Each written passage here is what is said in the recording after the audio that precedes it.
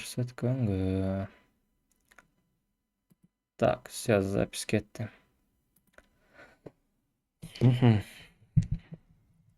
Баарына салам. Давайте проект боюнча сүйлөшөлү. Биздин проект Safety AI. Проекттин негизги максаты бул ар түрдүү көчөлөрдү же болбосо заведение, мындай офистердин жанында камераларга AI орнотуу болуп эсептелет. Анын негизги максаты бул жакта адамдардын жүрүш турушун анализдөө. Азыр бизде жөнөкөй проект болгон үчүн биз болгону 2 кыймылды аныктайбыз. Биринчиси бул кулоо. Эгер адам кулап жатса, анда сөзсүз түрдө скорый или кандайдыр бир сигнал берилиш керек. Андан кийинкиси бул драка, мындай көчөдө кандайдыр бир пикир келишпестиктер же уруш талаш чыкса, аны дагы көчөдөгү камералар байкап, керектүү жерлерге сигнал бериш керек. Биз болсо азыр ошону жөн гана Telegram группага сообщение катары жөнөтө турган проект кылабыз. Вот. Эми проекттин планы боюнча таанышып кетели. Эң алгач эле биз GitHub менен таанышыбыз керек. GitHub'та GitHub Flow менен таанышабыз. Бул GitHub Flow деген эмне? GitHub Flow бул GitHub Flow бул кандайдыр бир компания же болбосо команданын ортосунда түзүлүп алынган кандайдыр бир принцип. Жана ошол принцип менен код жазылат. Так, бирөө жазгандай болду или? Мне так кажется. Так, менин үнүм угулуп атат, камера көрүнүп атат. Камера дейм, экран көрүнүп атат. Так, все көрүнүп жаткан болсо, дальше улантабыз. Андан кийинки бүгүн карай турган степ, бүгүн биринчи кадам, экинчи карай турган нерсебиз бул Action. Бул кылына турган инструменттер уже жасалган, жана биз даяр инструменттерди колдонобуз. Жана ал инструменттерди колдонгонду үйрөнөбүз, анткени колдонуу деле чоң иш. Ал эми аны изилдеп табуу, башкача айтканда велосипедти кайрадан ойлоп табуу менен барабар. Так.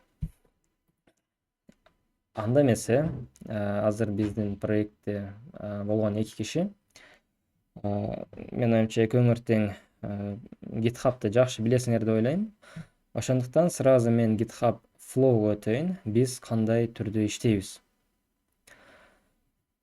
Алгач эле репозиторий түзөбүз. Келгиле, репозиторий түзөйлү. Мен GitHub'га кирейин. GitHub.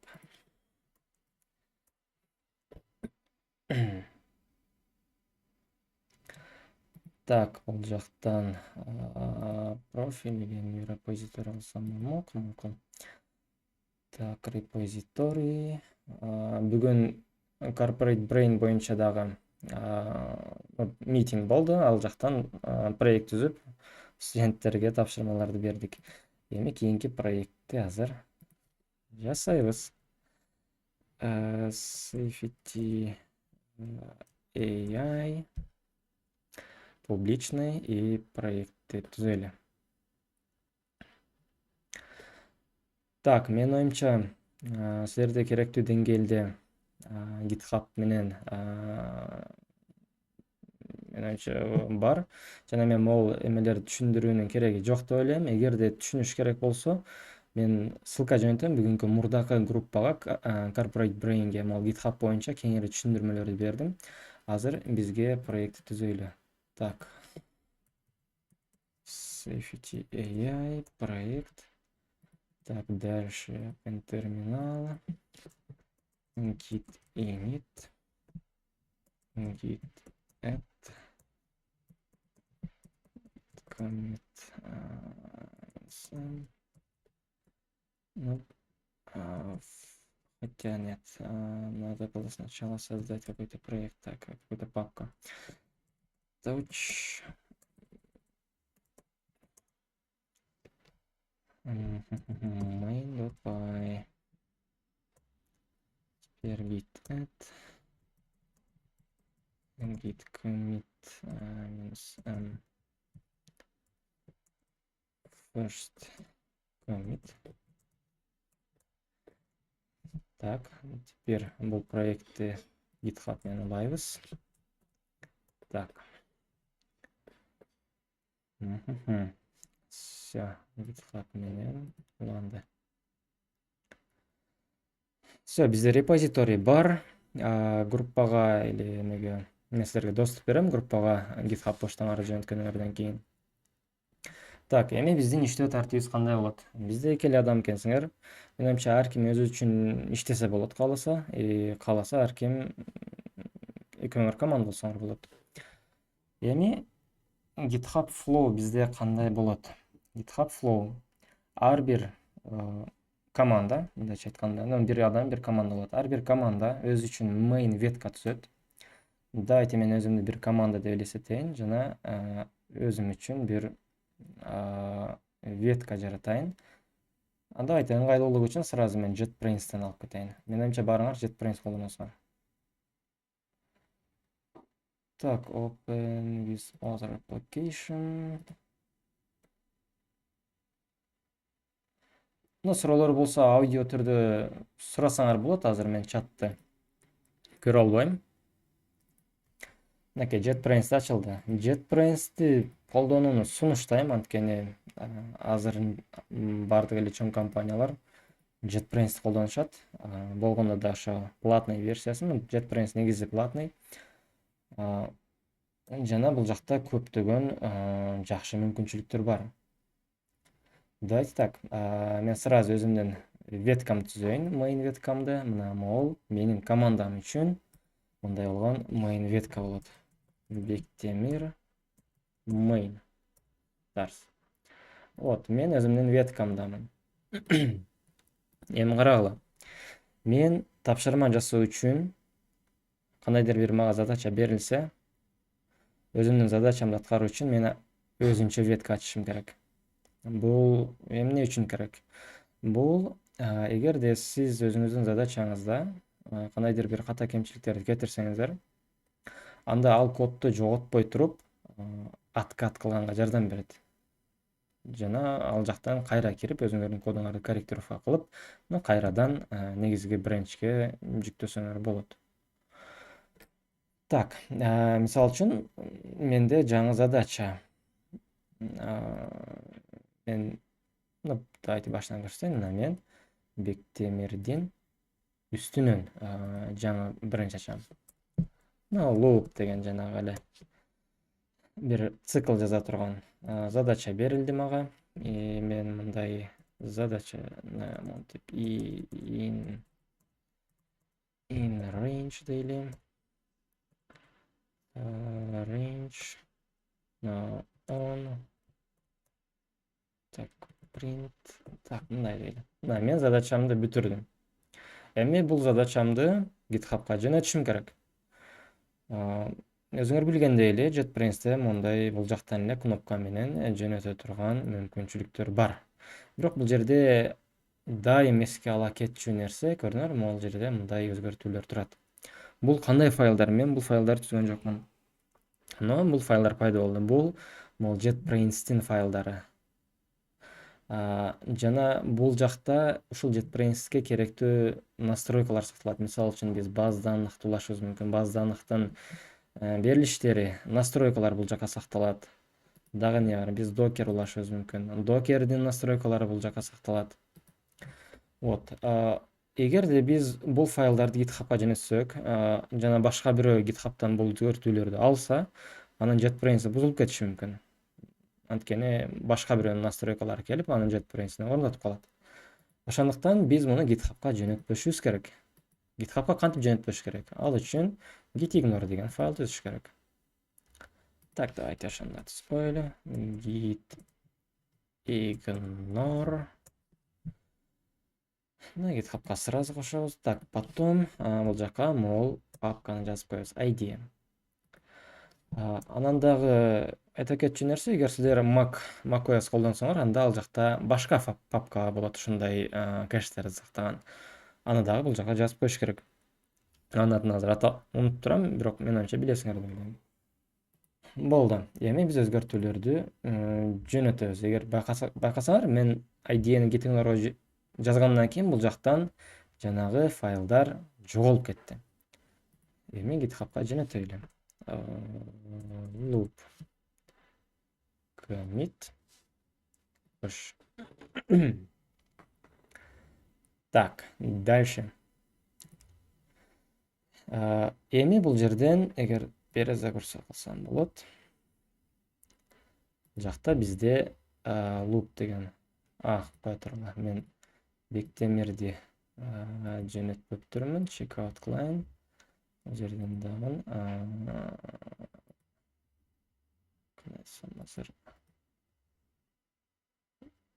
ну хотя могу. Это не так. Сейчас Бектемирди. Так, уже 3 push стоит. Так, все. Бектемирди GitHub'га жөнөттүм. Так, дальше вот менде Бектемир main деген бул жактан ветка түзүлдү. Эми карагыла, бул жерде мен loop деген веткадан өзүмдүн тапшырмамды аткардым дейли. Эми мен өзүмдүн Бектемир веткага аны merge кылышым керек. Merge кылыштан мурда ага pull request жөнөтүш керек. Pull request'те бул жерден кнопка турат, андан жөнөтсөңүздөр болот. Эгер эсте калып, же болбосо мындай веткага өтүп туруп, веткада мондай эме чыгып калат. Сообщение типа mainден мынча алдында турат дегендейчи. Басабыз. Бул жерде pull request түзүүнүн страницасы ачылат. Эми ушул жерде көңүл бура турган нерсе, биз веткалардын турушуна көңүл бурушубуз керек. Дайым эле көбүнчө жаңы иш баштаган разработчиктер өзүнүн веткасын сразу mainге жүктөп салышат. Бул чоң ката, андай кылбаганга аракет кылыңыздар. Бул жерден сөзсүз түрдө өзүңүздөрдүн main веткаңыздарды тандашыңыздар мүмкүн. Продакшнда бул компанияларда бул тест ветка болушу мүмкүн. Тест ветканын ордуна main туруп калат и merge'ти басып бериши мүмкүн. Так, биз бул жактан оңдодук, андан кийин pull request'ти түзөбүз. Pull request'ти түзүштөн мурда бул жерде reviewers деген бөлүм бар. Эгер бул жерди басчу болсоңуздар, бул жакка бул GitHub'га, бул проектке катышкан адамдардын тизмеси чыгат. Азырынча эч ким жок болгон үчүн бул жерде эч ким жок. Кийин сиздер pull request түзгөндө сөзсүз түрдө бул жакта менин профилим пайда болот, жана ошол менин профилимди белгилеп коюшуңуздар керек болот.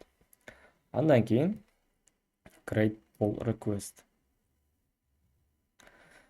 Все, бул жерде уже веткага, мына биздин ветка, негизги ветка, жана ага биз луптан өзгөртүүлөрдү кошкон атабыз.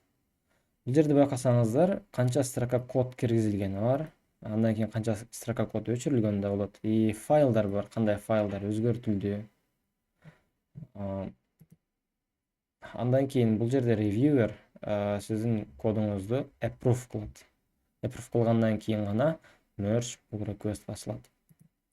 Merge кылабыз. Все. Биздин тапшырмабыз аткарылып бүттү. Жана бизге бул ветка эми керек эмес. Аны delete кылып койсок болот.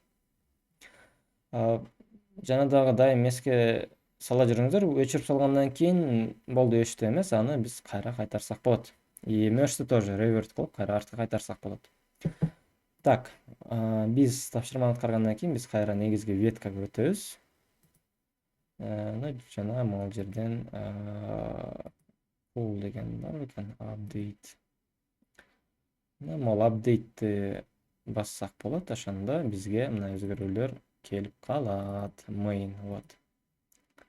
Же болбосо бул жерде терминалдан git pull деген команда. Все. Негизи ушул, негизги принциптерди айттык. Эгерде түшүнбөгөн нерселер болсо сурасаңыздар болот, же болбосо бул видеону ушул моментти кайра артка түрдүрүп көрсөңүздөр болот. Мен жөнөтөм видеону. Так, дальше кийинки момент ошол бар экөөңүздөр тең. Эгер кааласаңыздар бир команда болуңуздар, кааласаңыздар өзүнчө болуп, бирок команда үчүн бир main ветка түзүш керек. Мисалы үчүн өзүңүздөрдүн атыңыздар менен и нижний пробел main деген ветка ачып, тапшырмаларды башка веткага жазып, и ал веткадан өзүңүздөрдүн mainге pull request кыласыздар. Бул керек. Муну азыртан өзүңүздөр көндүрсөңүздөр, кийин чоң компанияларда иштегенде бул сиз үчүн оңой болот. Все, гид менен бүтүрдүк. Мен Telegram группага өзүңүздөрдүн GitHub аккаунттарды жөнөтүп коюңуздар, мен сиздерди бул жака кошуп коем. Так, чатта суроолор жок. Менимче баары түшүнүктүү. Эгер суроолор болсо азыр сураңыздар. Мен азыр окнону алмаштырам. Так, суроо жок деп ойлойм. Все, биз GitHub Flow менен бүтүрдүк. Эми кийинки карай турган нерсебиз бул MM Action. Бул уже даяр проект. Мындай көрүнүшү мындай. Мен бул репозиторийдин ссылкасын сиздерге жөнөтөм. 3 жыл мурда түзүлгөн, достаточно эски эле. Даже 6 жыл мурда дейт. Эми бул жерде эмне кылыш керек? Биз бул сиздердин негизги задачаңыздар могул жума ичинде бул проектти изилдөө жана жөнөкөй видео берип бул проектке өзүңүздөрдүн компьютериңиздерден запуск кылып мондай болгон жыйынтыкка жетүү. Же болбосо мондай.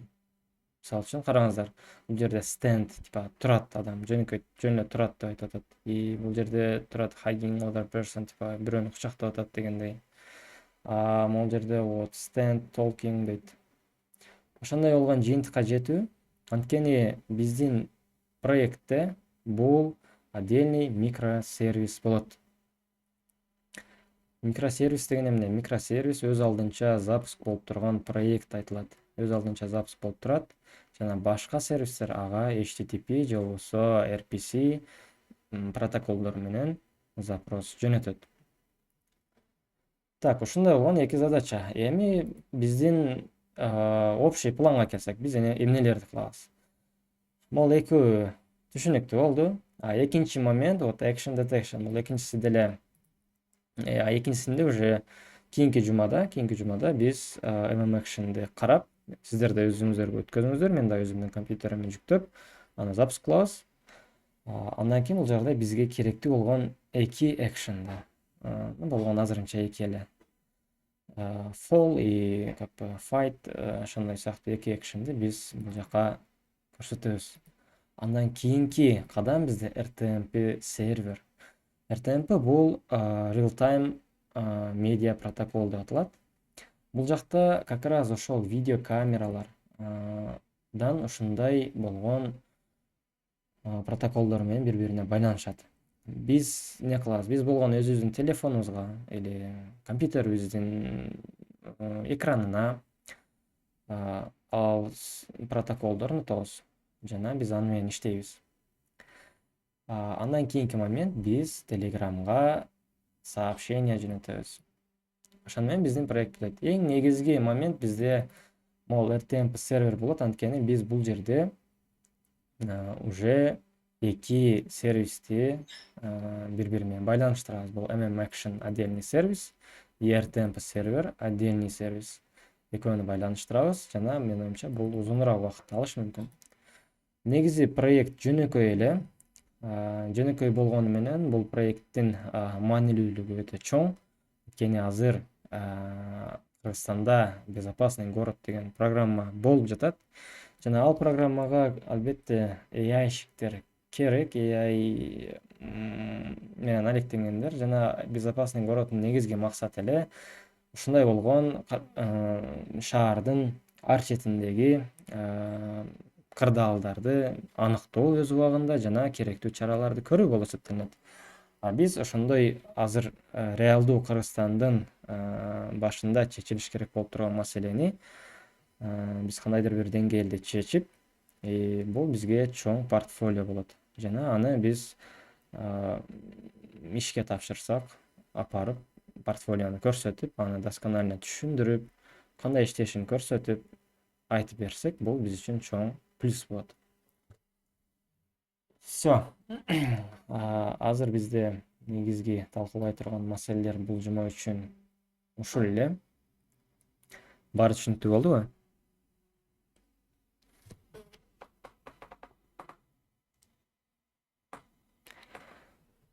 Жакшы. Баары түшүнүктүү болгон болсо абдан жакшы. Мен группага могу corporate brain'дин дагы видео сабагын жөнөтүп коем. Ал жакта GitHub боюнча кичине кененирээк токтолгонбуз, көбүрөөк отурганбыз. Бул жакта кыска эле болду. Группага мен дагы жазып коем. Группага GitHub'тын аккаунттарын жөнөтүңүздөр, мен сиздерди проекттерге кошом.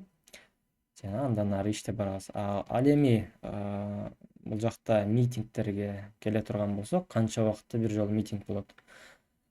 Митинг бир жумада бир жолу болот. Калган жуманын калган күндөрүндө группага жазып, тапшырма берилет, ошол тапшырманы аткарасыздар. Жана группага жазыңыздар. Түшүнбөгөн моменттер болсо, группага жазып кайрылып сурайсыздар. Бир жумадан кийин биз уже бул темадан өтүп кетишибиз керек. Ал темага кайтпай тургандай болушубуз керек. Жана мен сиздерден күтө турган нерсем GitHub Flow'ну азыр мен кылган нерсени тапшырма жөнөттүм. Кичинекей алгоритм жазып туруп, керектүү веткадан керектүү веткага пуш кылып, өзүңүздөрдүн веткаңыздарды түзүп жасайсыздар. Андан кийин жума ичи могул проектти өзүңүздөрдүн компьютериңиздерде запуск кылышыңыздар керек.